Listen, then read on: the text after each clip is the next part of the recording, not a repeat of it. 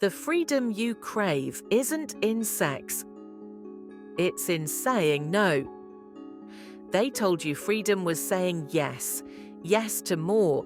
Yes to whoever you want. Yes to being seen, touched, wanted, taken. But let's rewind. Because the world also told you that freedom meant sleeping around. That living fully meant endless flings and one-night stands. That experience meant giving yourself away just because you could. But if that was freedom, why did you always feel emptier after? Why does being wanted feel so worthless now? Maybe because it is. Maybe being wanted is the lowest bar we've ever accepted as value. And maybe saying no is where it all begins to change. They told you to explore, to try things, to live your youth. And you did.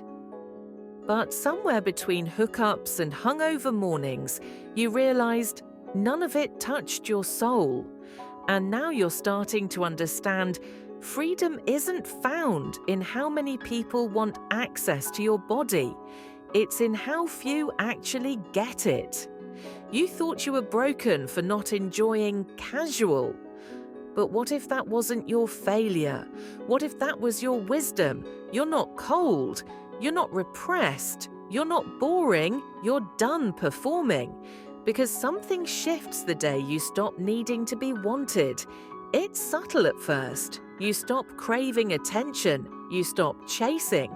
You stop dressing for the possibility of being seen. You start choosing silence over noise, depth over access, connection over contact. And suddenly you feel powerful, not because you're better than anyone, but because you finally belong to yourself again. Real celibacy isn't about rejection. It's not about shame. It's not about waiting for the one. It's about not giving your energy to people who aren't ready for your truth. It's about preserving your clarity, your sensitivity, your sense of what feels good and safe and whole. It's about no longer using sex to prove you matter. Here's what they don't tell you. When you stop giving yourself away, you meet yourself for the first time. It's awkward, it's quiet, it's sometimes lonely, but it's clean, and soon it's sacred. The people who were there for the thrill, they vanish, the attention slows, the texts dry up. And that's the gift. You're no longer orbiting people who only came for the glow. You're rebuilding from silence. And silence doesn't lie. At first, it stings.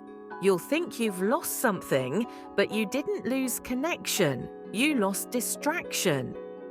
Now you have to learn how to hold your own gaze. And that's where it gets real. Because when you're no longer waiting to be touched, you touch your own truth. You move slower. You start asking, who gets to be near me? Not because I'm withholding, but because I finally understand what I'm worth. They'll say you're closed off, too selective, too guarded. Let them. You know what you're doing. You're curating your energy. You're honoring your nervous system. You're learning that your body isn't just a body. It's a gate, and not everyone deserves to step through. There's power in stillness. There's sexiness in sovereignty. And when someone finally meets you there, in your depth, your discernment, your full presence, it will feel different. Not like fire, like gravity. This is not an anti-sex message. It's a message for those who are tired of being emptied by people who don't stay.